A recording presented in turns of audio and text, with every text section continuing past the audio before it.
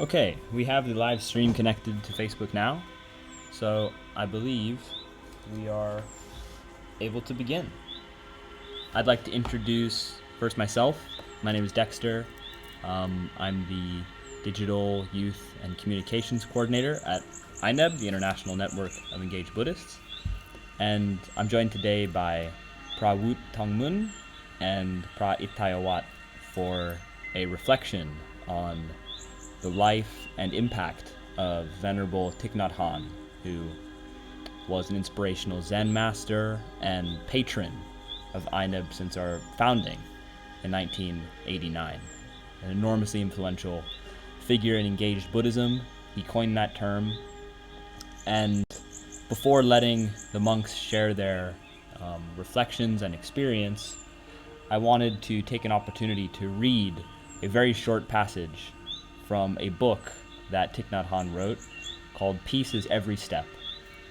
And in the INEB office, we have framed this small excerpt from that book, which is titled Mindfulness Must Be Engaged. So I'll read it now. When I was in Vietnam, so many of our villages were being bombed. Along with my monastic brothers and sisters, I had to decide what to do. Should we continue to practice in our monasteries, or should we leave the meditation hills in order to help the people who were suffering under the bombs? After careful reflection, we decided to do both, to go out and help people and to do so in mindfulness. We called it Engaged Buddhism. Mindfulness must be engaged. Once there is seeing, there must be acting. Otherwise, what is the use of seeing? We must be aware of the real problems of the world. Then, with mindfulness, we will know what to do and what not to do to be of help. If we maintain awareness of our breathing and continue to practice smiling, even in difficult situations, many people, animals, and plants will benefit from our way of doing things. Are you massaging our Mother Earth every time your foot touches her? Are you planting seeds of joy and peace? I try to do exactly that with every step, and I know that our Mother Earth is most appreciative. Peace is every step. Shall we continue our journey? So that's a little excerpt from Thich Nhat Hanh's Peace is Every Step, and I think that gives a good insight into the way that he formulated Engaged Buddhism and its importance. So, without further ado, I'll let either Phra Woot or Phra It begin with your own thoughts and reflections of how Thich Nhat Hanh has impacted your practice and understanding of Engaged Buddhism. Go for it.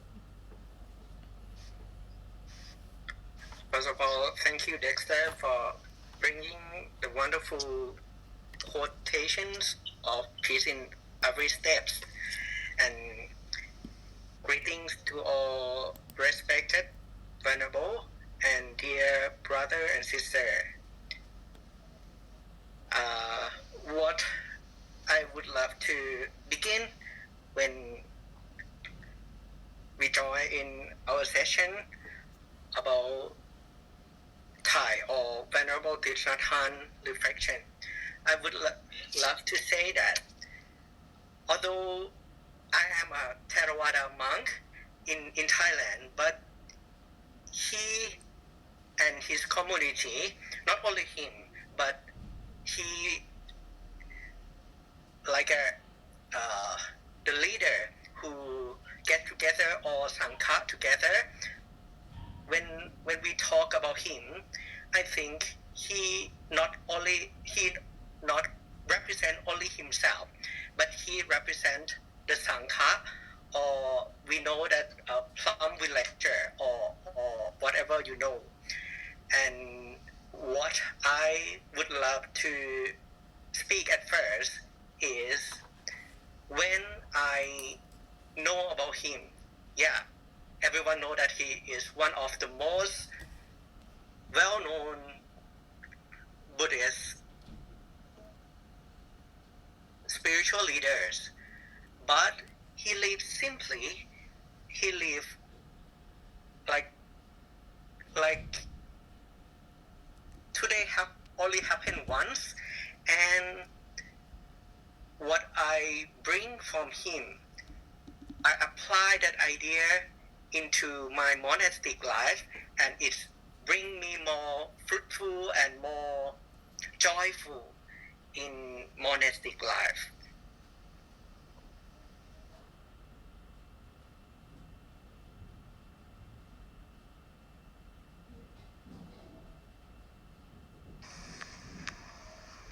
Hi everybody, brother and sister in Dharma. My name is Phra Itthiyawat Chotipanyo, from Trang province, the southeast of Thailand, the southern of Thailand. First of all, I would like to thank you, the coordinator of INEB, that invite me to exchange the experience about Thich Nhat Hanh, the most venerable who inspired me when I ordained to be a monk. Before I ordained to be a monk, I working about the translator and the tourist guide in the southern of Thailand. Have one day about 10 years ago, I meet the Vietnamese tourist, and he practiced the Buddhist in Mahayana tradition. And one thing that is very special for me when I saw him in daily work, I saw him smiling, and he walking, and he sit, and he do everything slow but very happy. And I go to ask him that who is his teacher, and he said the name of the teacher is Thich Nhat Hanh. At that time, I don't know who is Thich Nhat Hanh, and I come back to search about the name in Google. And first time I saw the teaching of mindfulness of Thich Nhat Hanh, he talked about the technique when we eat the orange.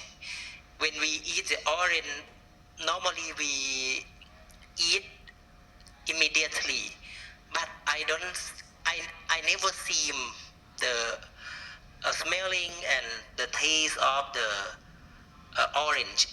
And the very special thing that he teach, that I not lose the Vietnamese tourist, that after that he is my best friend. He talk about the real of the walking of the people. He said that Thich Nhat Hanh's teacher said that in the world, in the present world, not much people walk with the leg. A lot of people always walk with the head.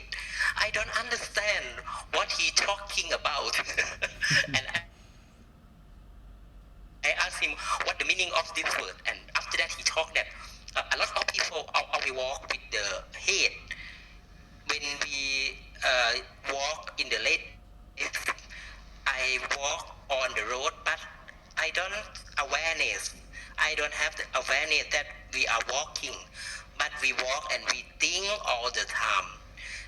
This is the meaning of the walking by the head that Thich Nhat Hanh teacher saying. And he said that you should imagine that at your head, when you walk, you will have a lot of leg at your head, and a lot of leg at your head will make you suffering. It's very, very true. And this is the first teaching that inspired me when I am a lay person. And after I get ordained, I have the opportunity to go to Plum Village with Prajan Woot, and the first greeting from the venerable from the Plum village. He greeting all of us with the tea, and we drink tea, and we drink with happiness and have awareness when I drink tea. This is the very inspiration of Thich Nhat Hanh that I would like to uh, say at the beginning of the talking ครับ Thank you very much.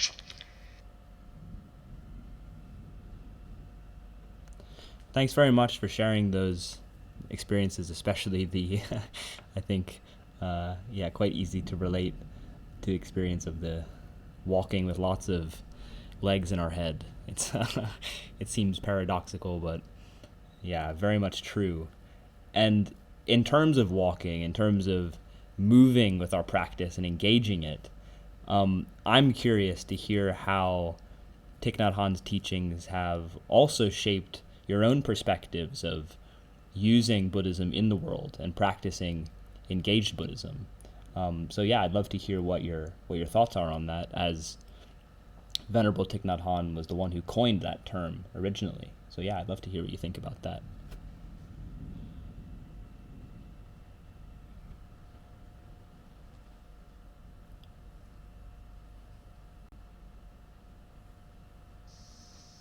Prarit, would you mind to go first? I would love to be after.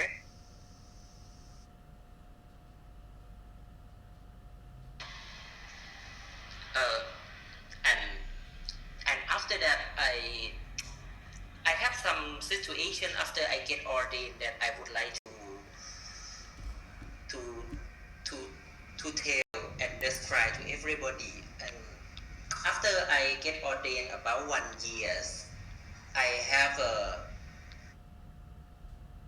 some emotion that not normal. I would like to describe it like a depressed.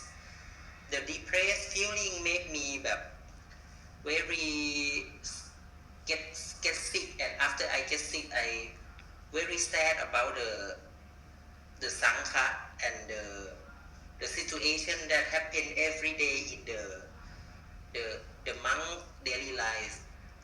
Because before I get ordained, I have the opportunity to join the activity every day that not same, and I can participate many activities that make me develop my experience and develop my skill. After I get ordained about 1 year, I saw that the activity of the monk every day is the same, and wake up in the morning and go out to alms grow and come back and go to praying, and in the evening is sweep the leaf, and then in the evening sleep, and every day the activity is same, and I very bored, and I don't know the meaning of the monk's food, and I try to learn a lot about the teaching in the Dharma, but I cannot understand the goal or the the goal of the monkhood that I would like to know. I talk with my friend that if I suffer a lot like that, I may be disrobe in not a long time. I have to disrobe, and then I have one friend that he invite me to uh, go out to study with the master of the meditation side. In Thailand have about 3 or 4 meditation style, like Anapanasati at Suan Mok, at Ajahn Buddhadasa Bhikkhu in Surat Thani, and the meditation of Burmese style at I go to learn with Ajahn Thong at the northern in Chiang Mai and Wai หลวงพ่อคำเขียน at Chayapur. And then this is the first time that I understand the meaning of monkhood, that we understand the genuine of the suffering, the cause of the suffering that happening inside my mind, not outside. And I meet the friend that he invite me to participate the cause of the young generation in Plum Village in Thailand. And that time that I invite everybody that the master of Plum Village, first day that I go to the Plum Village, he invite both of us to drink the tea. And the first lesson that I learning in Plum Village is about the story of Thich Nhat Hanh. One situation that I never lose when I listen the master that he tell us is about the Thich Nhat Hanh life when he was a teenager. He have a depressed like me. I'm very surprised that the great Zen master ever have a depressed like me, and I asked him what happened with him. He said that time have a war, Vietnam War, that Zen master saw the situation that have a lot of Vietnamese people was killed by the soldier, and the inspiration that he go out to do something, that one day the cousin in the family of Zen master was died because the war, and his mother died. After that he write the letter, one keyword that very important. He said that that day that his mother died, the world is dark. The world is dark. Nobody can help him, and he get depressed. And he tried to do a lot to go out from the feeling that he get depressed, but nothing to do. And he decided to study master degree at Princeton University, and he leave the Vietnam, go to United States of America. After that, he study about 1 or 2 years, but cannot find the answer of the question that how to solve the suffering in his mind. But one day he read the teaching of Anapanasati Sutra. This is the sutra of the Theravada the Theravada way, that teaching about the present moment, that if you are awareness in a present moment, when you walk, when you eat, when you work, when you do everything, you will understanding the cause of suffering, and you will know the way to understanding the real of life. And that time is the important key that he practiced the mindfulness in the daily life by awareness in every step of his life, when he do, when he walk, when he eat, when he take a shower, when he meeting with the people, and he do everything in his daily life. I'm not sure, about 1 or 2 months after that, he thought that the depressed in his mind is disappear and not come back. After that, not come back again. This is very inspire me to come back to practice the present moment meditation, and mindfulness with the present moment, and I will find the meaningful of life that the past is go away and the future not come. If I can stay in the present moment, I will be one of the happiness people in the world. And when I walk and I put the leg to the earth, the leg that I put to the earth with mindfulness is the same leg that the Buddha put on the earth. This is the very inspiration keyword that Thich Nhat Hanh give me, and this situation it changed me. After that, I still be a monk until the present.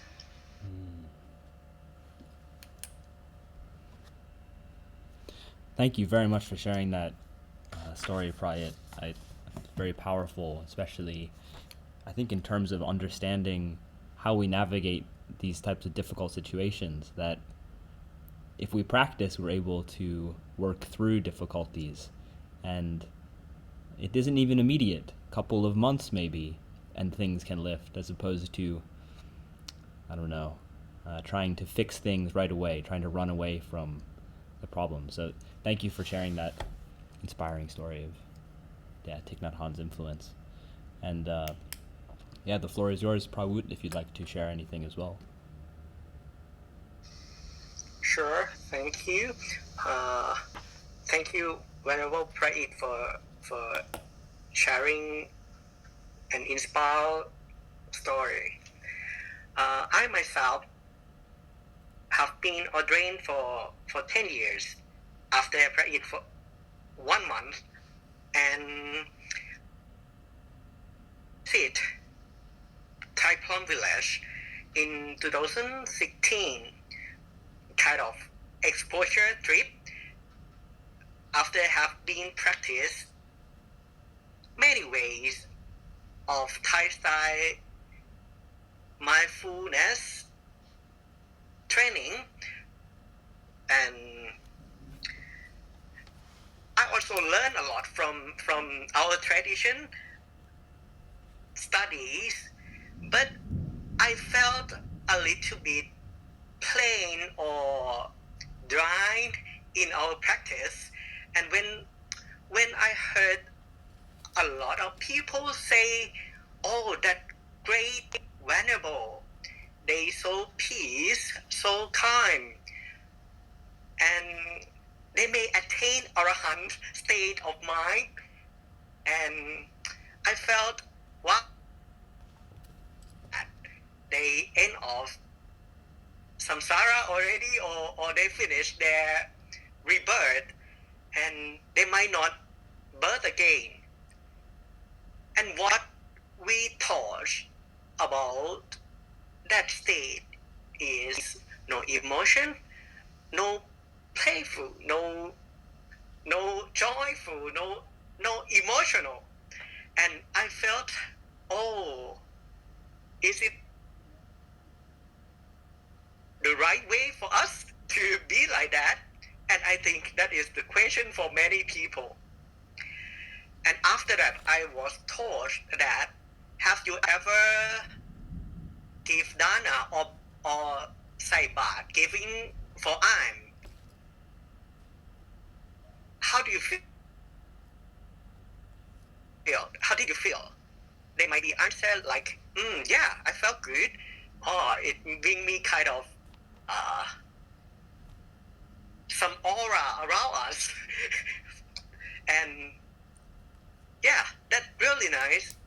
It's happy or happiness in our mind. Yeah, that is the feeling of dana or giving, the giving. And when we practice sila or give, accept the precepts, like 5 precepts or so on and so forth, how did you feel? Yeah, that amazing for us to abstain for killing, for stealing, for misconducting or so on and so forth, like 5 precepts practice. That bring us wonderful state of mind. And also when we practice bhavana or like a mindfulness or thing related to mindfulness practice, we have to eliminate all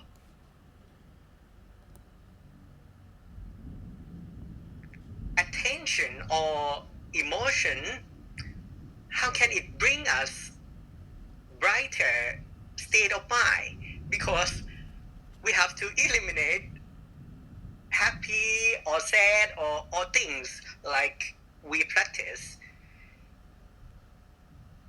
And some of guru or teacher of some mention that you have to practice until you attain some state above or higher state of mind. You will reach that happy moment, happy state in mind or joyful mind. And we as a Theravada practitioner try to practice our mind in the right way, right track. Like we spend our practice for chanting, for sitting meditation or walking meditation, like you may know about เดินจงกรมนั่งสมาธิ or something like this, over and over. But we still we felt we didn't attain that state yet. So I question myself, why is so serious to practice this way? We have to sit calm and cut all things around us, like to be concentrate and focus inside. All things that disturb us has to eliminate or cut all environment around us and be peace in our own only. We try to pay more focus, like some school of practice. You have to practice until you can't hear voice around you, or just only one pointedness, aramana, or focus on one thing, one single things, like breathing or mantra like Putto or Samma Arahang or whatever. Focus only that and disconnect all things, and you will reach the fourth state of jhana or what you can call like that.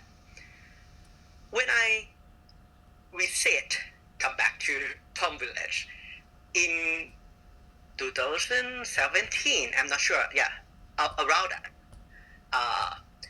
Thich Nhat that we listened to him to join Plum Village activity, which called Wake Up International on that year.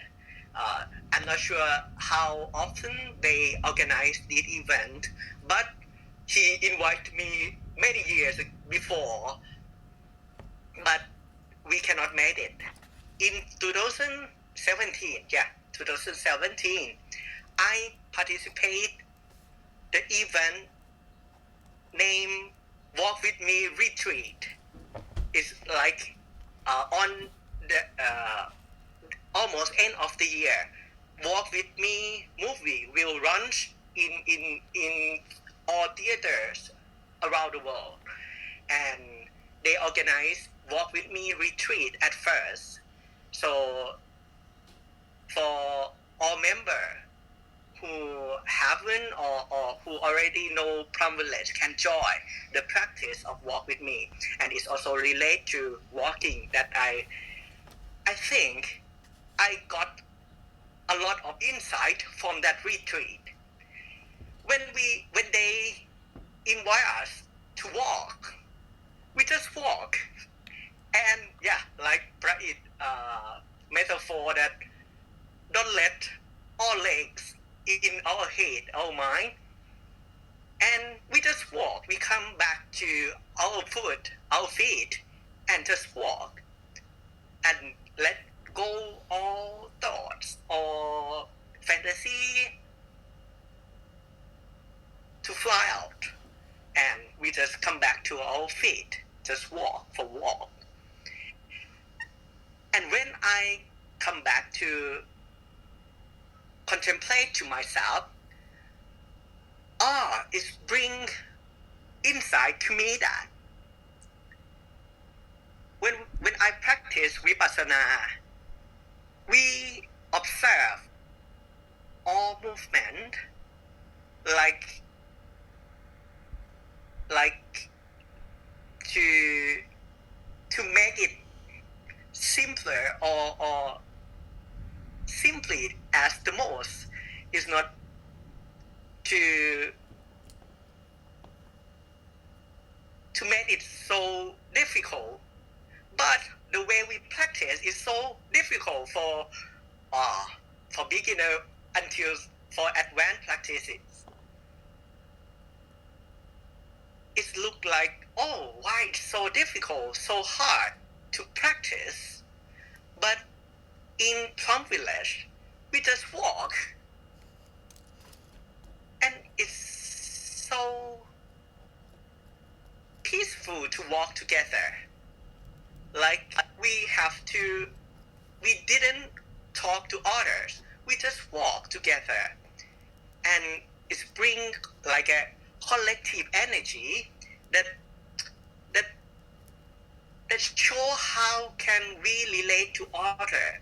Like when we talk about Thich Nhat Hanh, we also heard about we heard about interbeings. When we walk and we observe all the atmosphere around us, we walk together. When we walk, the universe walks with us. When other walks, when other walk, we move together, and that moment bring me back to the sutra that we learned. Walking, just walking. And that bring me to come back to real life, that our practice or the Buddha practice is not so far to reach, but we can bring it into the present moment. That what I experience. I'm not sure that Prajan would still remember one situation we hello that we wake up in the morning and then we go to we wake up at the morning and we go to sitting meditation at the hall, and one day of the activity I sleepy and I get sleep in the room and then after everybody sitting meditation finished, he get out of the room to have a breakfast, but I still sleepy, only one. At that time is the joking of my friend that we talk, and this is one of the mistake of the program, and I talk to the Zen master at the hall to apologize a lot that I get sleepy in the room. And then the master of the hall teaching one of the very important teaching at that course, that one of the important key message that Thich Nhat Hanh master teach, that we are here, we are awakened from our illusion of death. One, the illusion of the separateness, that uh, tell me that this is true, this is false, this is wife, this the illusion teach me that everything in the situation is a dualism. It's not a dualism, but it is the genuine of your life. He said that this is one of the key message of the Thich Nhat Hanh master teaching is no mud, no lotus. It means that everything that happen in everybody life is have a useful.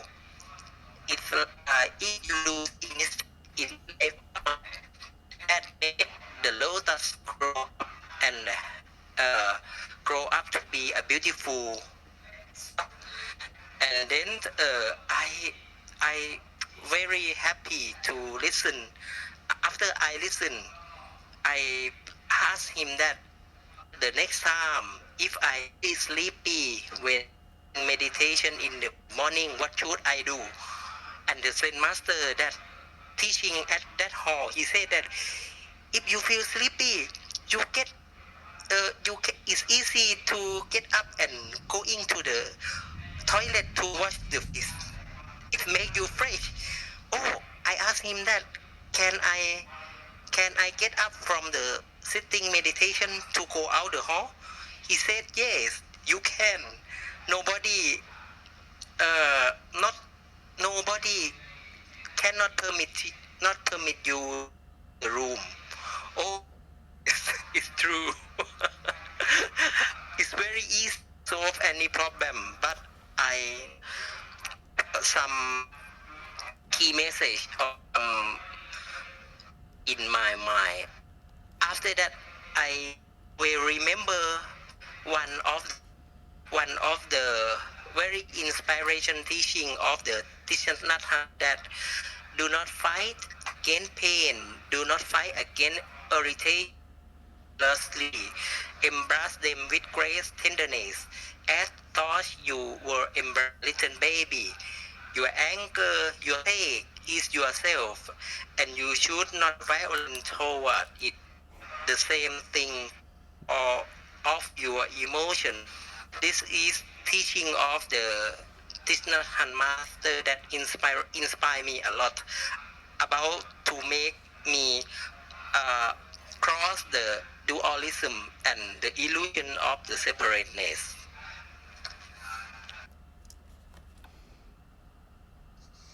If I would add a little bit, Dexter, go on. Oh, go ahead. Yeah, I would add a little bit on the moment that I and Praid went to walk with me, and also Wake Up International program or retreat. What I surprised a lot is some of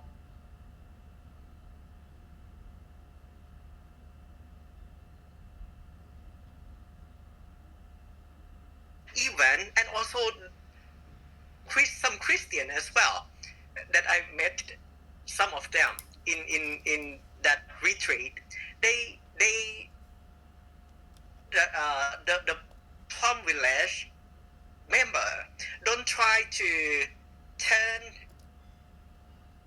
people belief.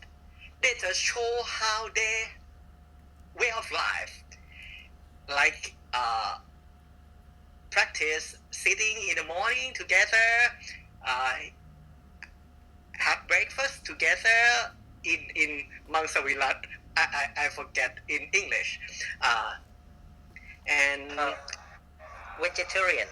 Yeah, thank you. Vegetarian food and listen to Dhamma talk, and after that,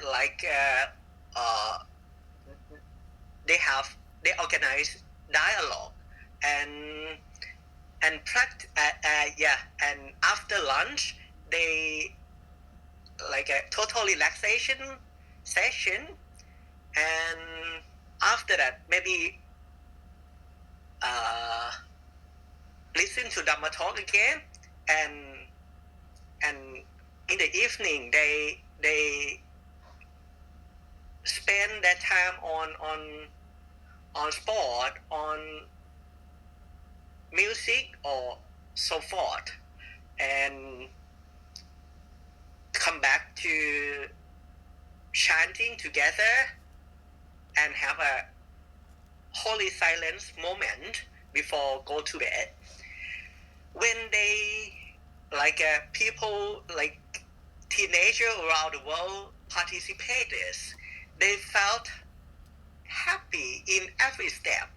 They don't have the ritual to flame them, and they have like a free of choices but they are in the track of the community practice way of life. What I observed that is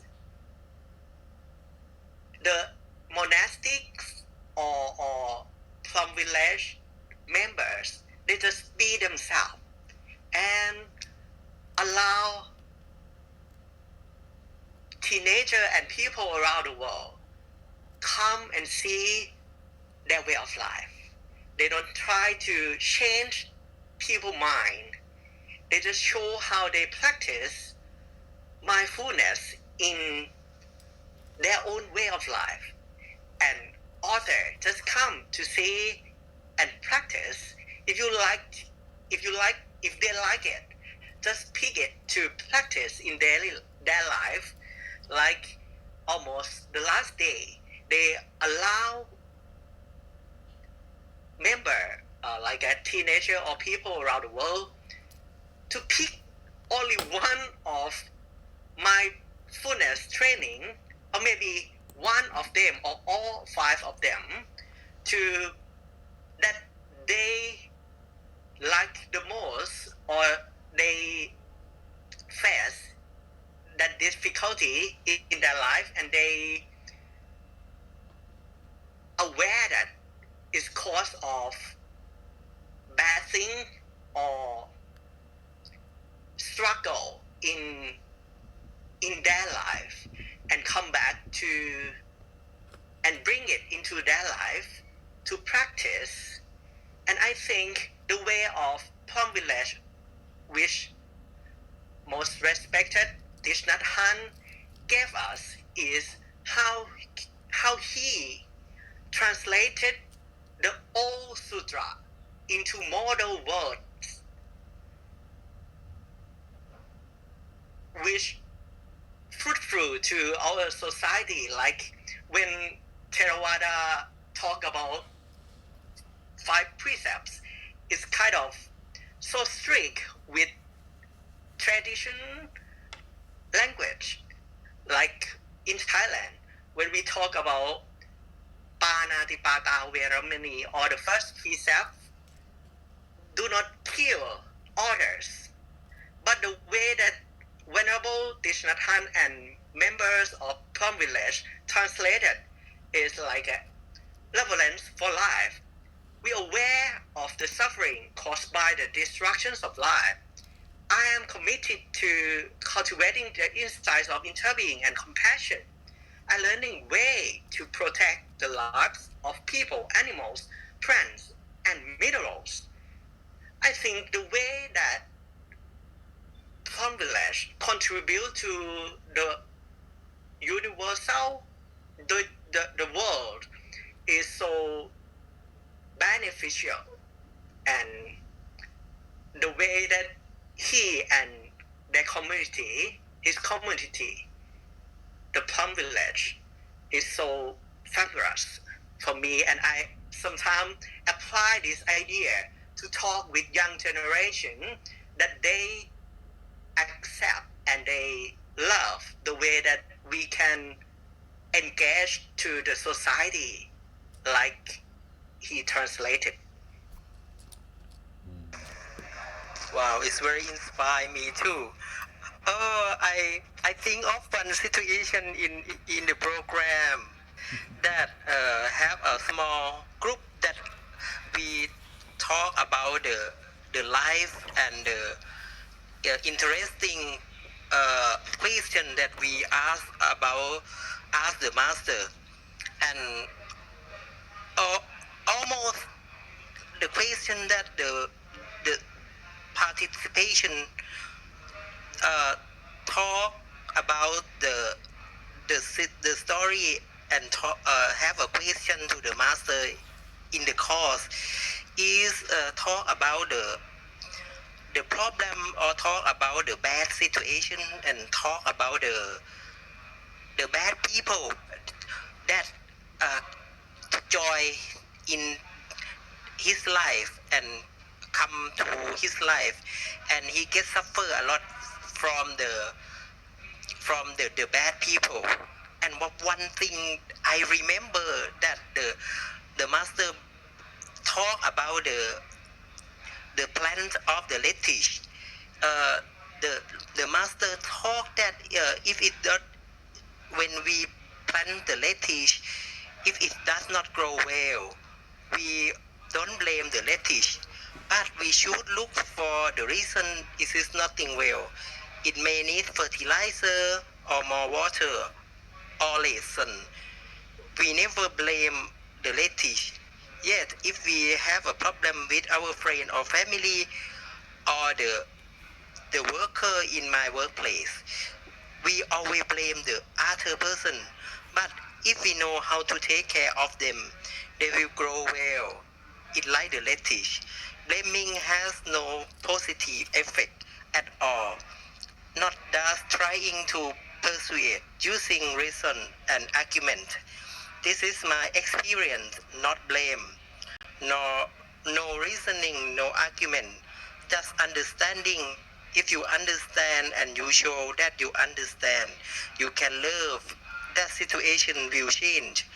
This is very important message that the master said, that we can beginning to change from myself, because we cannot transmit wisdom and insight to another person.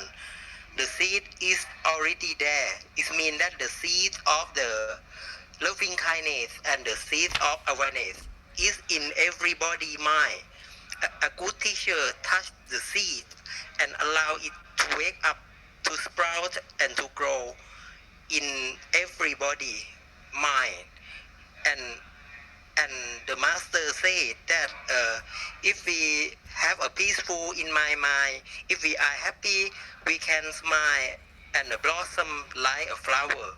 And everyone in our family, our society will benefit from our peace. If we have a peace in my mind, and everybody around me will have an effect from the peace and from the wisdom of me. This is the key message that show me that in the present time, we always talk everything around me not good, but I cannot change everything around me. But if I change myself, and then everything around me will change. This is one of the very important message that I have, and I receive back from the focus group in the course of young generation wake up course.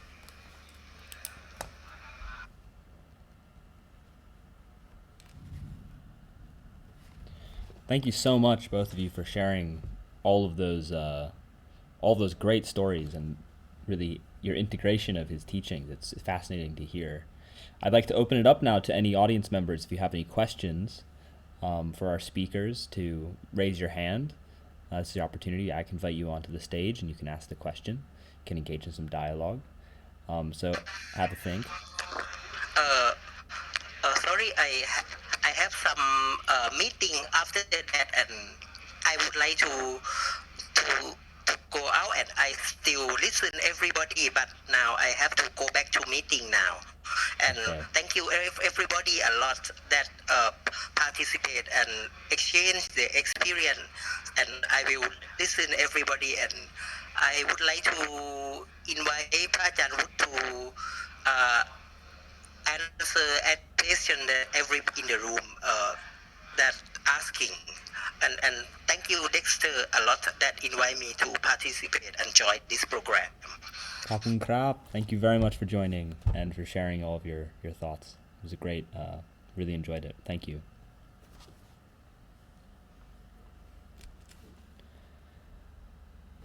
Excellent. So if anyone does have any questions, feel free to raise your hand, and we can, we can engage in some more dialogue with the rest of the listeners. Before that, I wanted to share a little reflection on what I was hearing from both of the monks that were sharing, and it was really about how Thich Nhat Hanh's more Zen style of really simply just walking was reinvigorating for your understanding of kind of Theravada practice. It felt freeing to be able to stand up and leave the meditation hall and wake up a little bit with some water and not be maybe told you can't leave. And so it's great to hear how these kind of different streams of Buddhism are influencing each other, and in your own experience how refreshing that was. And also how you talked about this, I think Thich Nhat Hanh actually calls it like applied mindfulness as well, where we can integrate it into really any aspect of activity that we're doing, including playing sports or listening to music, which can be discouraged in some monasteries or is outright not allowed. So it's interesting to hear how these things mix with both of you who have Theravada training and background. And I was wondering if you had any more thoughts on that, and especially how you think Thich Nhat Hanh's influence might impact your practice of Buddhism itself, but also engaged Buddhism in the future. What ways do you feel like you're going to carry on the influence that he has generated? Yeah, thanks. And again, if anyone has any questions, just raise your hand and I can invite you up.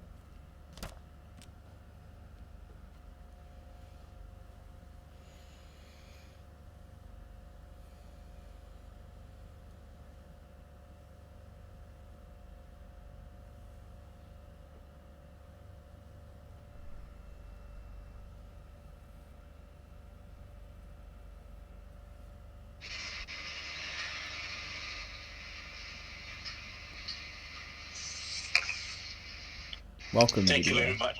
Hey, hi. Yeah. Thank you very much, Venerable, for sharing, and thank you, Dexter, for coordinating this session. Can you hear me? Is the sound clear? Yep, hear you loud and clear. Yeah. I enjoyed the stories because it brings to life real life situations, and it is our own personal experience, and I think this is very important. And I just want to share a little bit of my own personal experience, following Thich Nhat Hanh, Venerable Thich Nhat Hanh's Thai's teachings. If I may, the first book I read was Peace in Every Step, and at that time I was a very young member of INEB, and I've always heard about Thai's teachings and influence in the group in the very early days of INEB. But what really kind of inspired me the most is not so much the meditation, but it's a book that was given to me by another fellow INEB member. The book was entitled Old Path, White Clouds. It's the story of the Buddha. It's very interesting to read that story because I grew up going to temples, attending Sunday schools, and listening to the historical story of the Buddha as a person who has lived in the past and what he did. It's very historical, very, very dry. But when I read the book, old path, white clouds. I saw the Buddha not just a historical person, but as a human being, a person, and I was drawn to the way that Venerable Thich Nhat Hanh, brings life to the life of the Buddha, and he brings life to the practice. So it's one of those books that I read like almost cover to cover, almost immediately when I got it. A friend gave it to me when I was leaving the US. I picked it up, read it on the way to the airport, read it on the plane, and by the time I landed in Malaysia, I kind of finished the book. Right?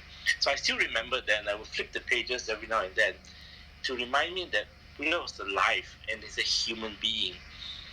And the takeaway teaching from this is, to be human, is that's very important. And our inherent human nature is always seeking for peace and that calm that we want in our life. So I just want to share this very quick reflection with you. And thank you for this platform, Dexter, Venerable. Yeah. Thank you. Thanks very much, Vidya. Just so you all know, I think we've just hit the 1 hour mark, so we can wrap it up in a couple of minutes. But really, the floor is open for anybody else if they'd like to share. My own personal experience with Thich Nhat Hanh has been actually, I think the biggest impact that he made on me was through one of his poems, one of his most famous poems, "Call Me by My True Names." Please call me by my true names. And the way that he's able to shift this sense of self to all the different subjects in that poem is really amazing. I recommend reading, if you have some time to look that up and read that poem. It really not only, I think, perfectly encapsulates kind of the teaching of non-self or not self, but also the compassion that we can have for so many different types of beings almost all at the same time. And in very simple words through poetry, I think Thich Nhat Hanh was an incredible writer and poet. Really made an impact on the way that I think about something like that and understand things like compassion and generosity. So yeah, it's really, really beautiful. And he has a enormous body of work. He was really prolific. So now is a great time to begin exploring books like Old Path, White Clouds, which is it's actually top of my list. I'm waiting for a friend to also gift it to me. But yeah, I really recommend doing that, really exploring a lot of his work, and digging into it. It's very, very rich. And there are Plum Village centers all over the world, so opportunities to actually practice with groups of people and see what that's like experientially for you. Yeah. So maybe, do you have any final thoughts, Phra Woot, before we close the group? Yeah. If you like All Part, White Crowd in Thai version, you can get from me. Yeah, I would end today's session with Thich Nhat Hanh quotes that I love. When we talk about Kalayana Mit or Parato Kosa or Yoniso Manasika, it's kind of too far from us to get that and to be like that. And Venerable Thich Nhat Hanh always bring all deep Dhamma words in Pali words into more understanding word, like the quote that I would love to finish by today. A true partner or friend is one who encourages you to look deep inside yourself for the beauty and love you have been seeking. Thank you everyone for being friends in our samsara, and I felt not lonely because of you all being here and being together. Have a good life until we meet again. Thank you so much, Victor, and all supporter of this session. And thank you so much, everyone. Kapuma krap. Thank you very much. I really appreciate that final quote. It's really beautiful. And just as a final note, I wanted to mention for everyone who's still in the room, you can sign up to INEB's newsletter at the pinned link in the group chat if you want to be updated the next time we have events like this, and also all of INEB's other activities. It's a great way to help support us and get our message out.